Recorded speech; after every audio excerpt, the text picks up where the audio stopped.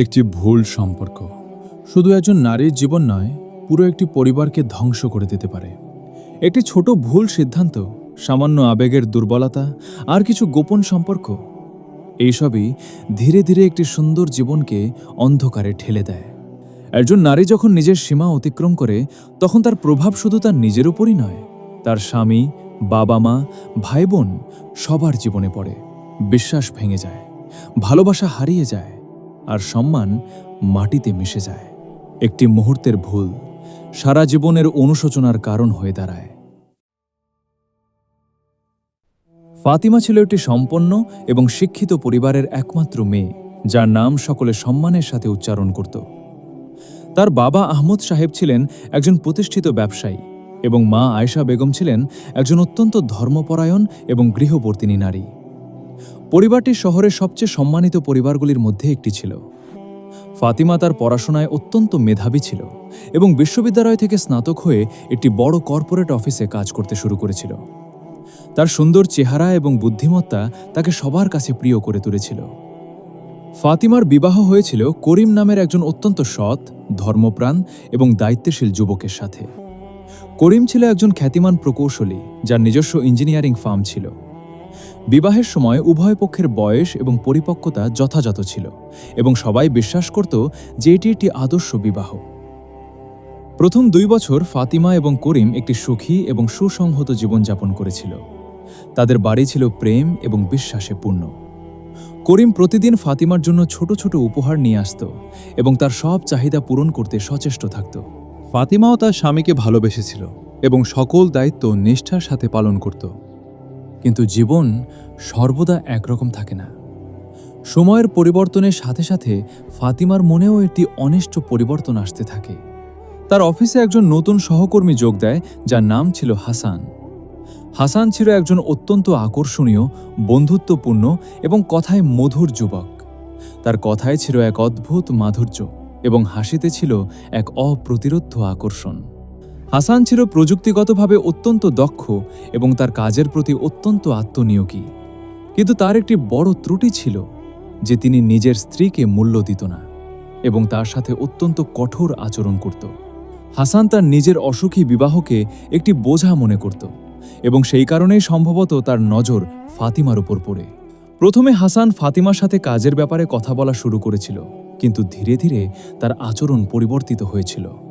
সে ফাতিমাকে প্রতিদিন প্রশংসা করত, তার কাজে সাহায্য করত এবং নানা অছিলায় তার পাশে থাকার চেষ্টা করত। ফাতিমা প্রথমে এটিকে শুধুমাত্র একটি সহকর্মীর স্বাভাবিক বন্ধুত্ব মনে করেছিল, কিন্তু সময়ের সাথে সাথে হাসানের প্রতি তার অনুভূতি একটি ভিন্ন মাত্রা ধারণ করতে শুরু করেছিল। হাসানের চোখের দৃষ্টি, তার সূক্ষ্ম স্পর্শ এবং তার নিবিড় মনোযোগ ফাতিমার হৃদয়কে অস্থির করে তুলেছিল। ফাতিমা নিজেকে প্রতিরোধ করার চেষ্টা করেছিল এবং বারবার নিজেকে বোঝাতে চেয়েছিল যে এটি একটি মাত্র ভুল অনুভূতি, যা সময়ের সাথে চলে যাবে। সে তার ধর্মের কথা চিন্তা করেছিল, তার স্বামীর প্রতি তার দায়িত্বের কথা চিন্তা করেছিল এবং তার পরিবারের সুনাম রক্ষার কথা চিন্তা করেছিল। কিন্তু ইবলিস যখন একটি নারীর মনে প্রবেশ করে, তখন তার এমন কৌশল রয়েছে যা প্রতিরোধ করা অত্যন্ত কঠিন। হাসান ফাতিমার মনের দুর্বলতা বুঝতে পেরেছিল এবং সে তার উপর তার শিকারে জাল ফেলে দিয়েছিল। সে ফাতিমাকে বলেছিল যে তার স্বামী তার মূল্য দেয় না, যে ফাতিমা একজন অনন্য এবং বিশেষ নারী এবং তার একজন এমন ব্যক্তির প্রয়োজন যে তাকে সম্মান করবে এবং ভালোবাসবে।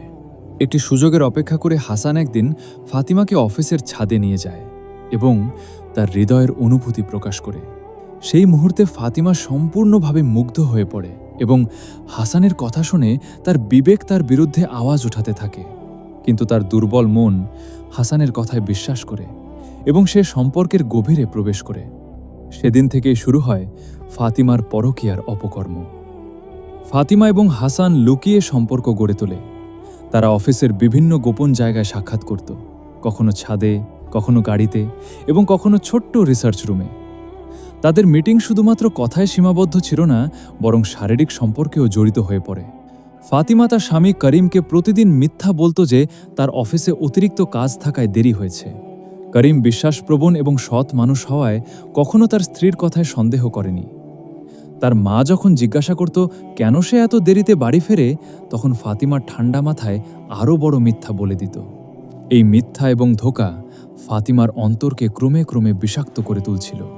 5 থেকে 6 মাস ধরে এই অন্যায় সম্পর্ক চলমান ছিল।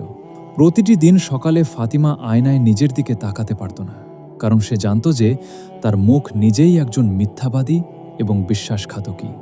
তার মনের গভীরে একটি অনুশোচনা এবং লজ্জার অনুভূতি ক্রমাগত কাজ করছিল। কিন্তু হাসানের মিষ্টি কথা এবং মিথ্যা প্রতিশ্রুতি তাকে এই অন্ধকার পথ থেকে বের হতে দিচ্ছিল না। হাসান বারবার বলতো যে সে তার বর্তমান স্ত্রীকে বিবাহ বিচ্ছেদ করবে এবং ফাতিমাকে বিবাহ করবে। ফাতিমা এই মিথ্যার উপর নির্ভর করত এবং তার অপকর্ম অব্যাহত রাখত। কিন্তু আল্লাহ তাআলা সর্বজ্ঞ এবং কোনো গোপনীয়তা তার কাছ থেকে লুকানো যায় না। ঘটনাক্রমে ফাতিমার চাচা করিম নামের একজন নিষ্ঠাবান ব্যক্তি একই অফিসে কর্মরত ছিলেন, যদিও তিনি ভিন্ন বিভাগে কাজ করতেন। এক সন্ধ্যায় অফিস থেকে বের হওয়ার পথে চাচা অফিসের কাছাকাছি একটি রেস্তোরাঁর বাইরে দেখতে পান ফাতিমা এবং হাসানকে অত্যন্ত অঘ্রাণ্যভাবে একসাথে বসে আছে। সেই মুহূর্তে চাচা সন্দেহ জাগে, কিন্তু তিনি তার চোখকে বিশ্বাস করতে চাইছিলেন না। পরের সপ্তাহে যখন তিনি আবার একই দৃশ্য দেখেন, তখন তার আর কোনো সন্দেহ থাকে না যে এটি একটি গুরুতর ব্যাপার। চাচা অত্যন্ত সংবেদনশীল মানুষ হওয়ায় প্রথমে এই কথা ফাতিমার বাবার কাছে বলতে বিলম্ব করেছিলেন। তিনি বিশ্বাস করতে পারেননি যে এই পবিত্র পরিবারের মেয়ে এমন একটি অপকর্মে লিপ্ত হতে পারে। তিনি চিন্তা করেছিলেন যে সম্ভবত তিনি ভুল দেখেছেন বা কোনো ভুল বোঝাপড়া হয়েছে। কিন্তু যখন তিনি আরও অনেক প্রমাণ এবং তথ্য সংগ্রহ করেছিলেন, তখন তিনি নিশ্চিত হয়ে গেছিলেন যে এটি সত্য এবং এটি পরিবারের সম্মান রক্ষার জন্য অবিলম্বে বলা প্রয়োজন। অত্যন্ত মনোকষ্টের সাথে চাচা একদিন ফাতিমার বাবা আহমদ সাহেবের কাছে এই দুঃসংবাদ জানান।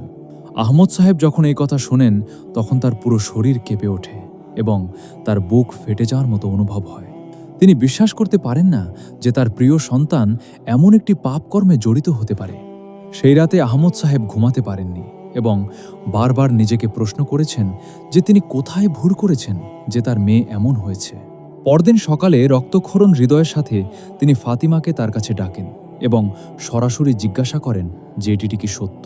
ফাতিমা প্রথমে অস্বীকার করতে চাইলেও তার বাবার কঠোর দৃষ্টি এবং আপোষহীন চেহারা দেখে শেষ পর্যন্ত সব সত্য স্বীকার করে দেয়।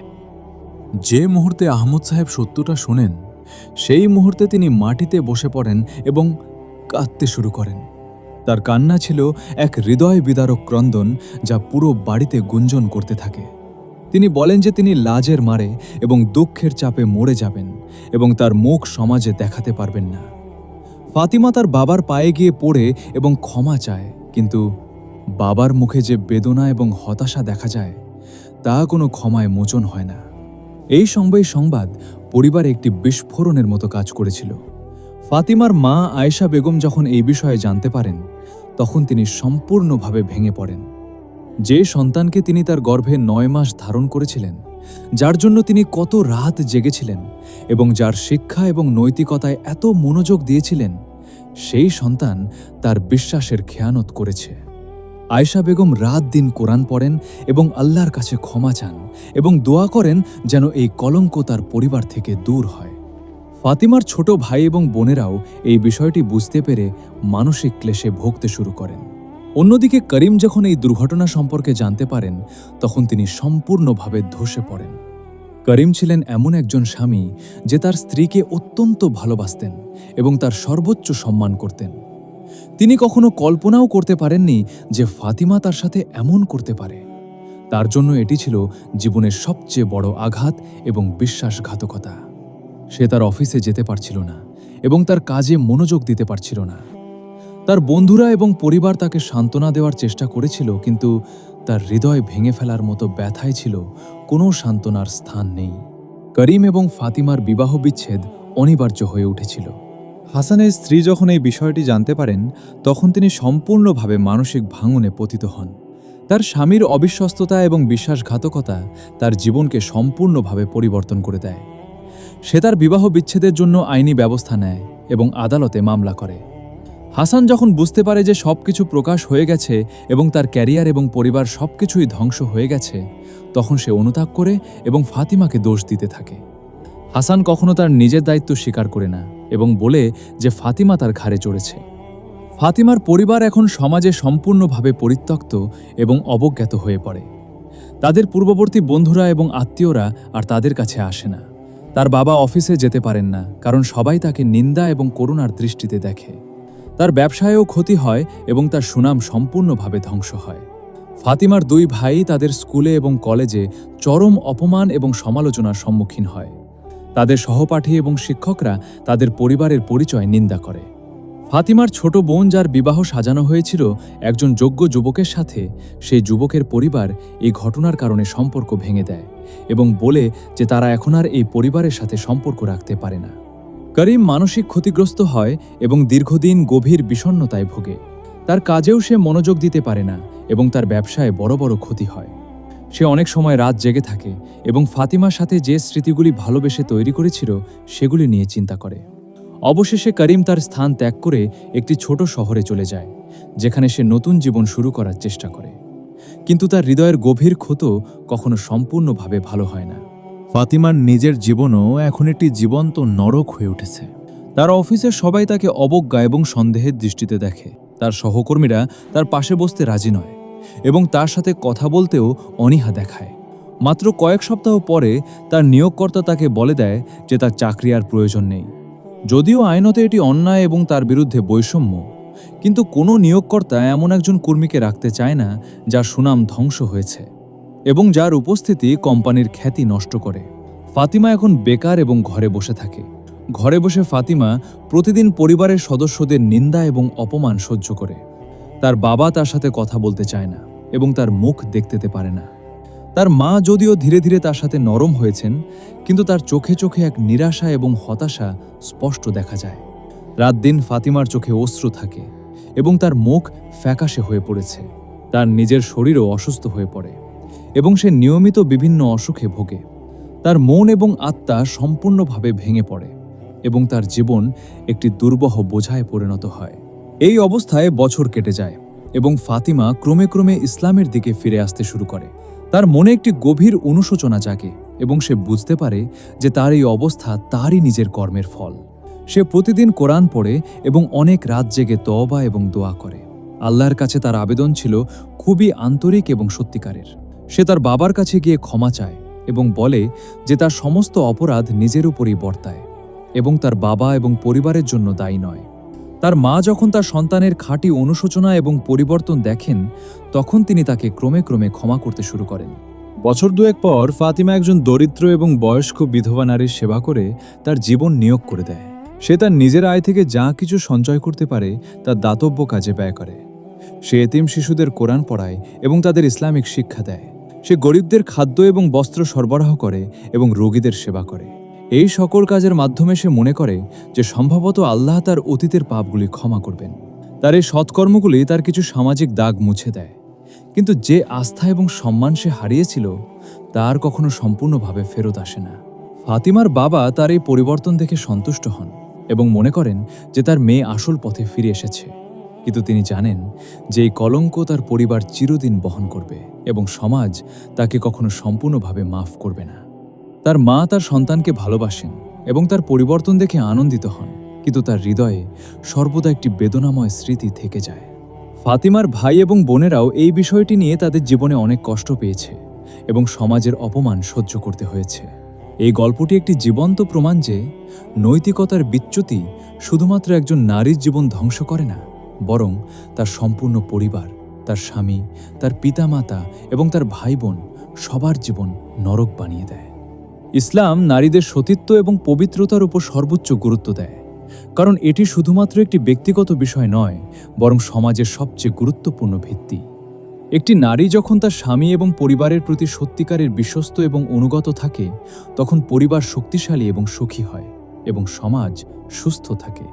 আল্লাহ তাআলা আমাদের সবাইকে সত্যের পথে চলার শক্তি এবং সাহস দেন এবং আমাদের মন এবং মনোবল রক্ষা করেন, কারণ একটি মুহূর্তের ভুল এবং অসজাগ সিদ্ধান্ত আমাদের এবং আমাদের প্রিয়জনদের সারা জীবনের সুখ এবং শান্তি নিয়ে যেতে পারে।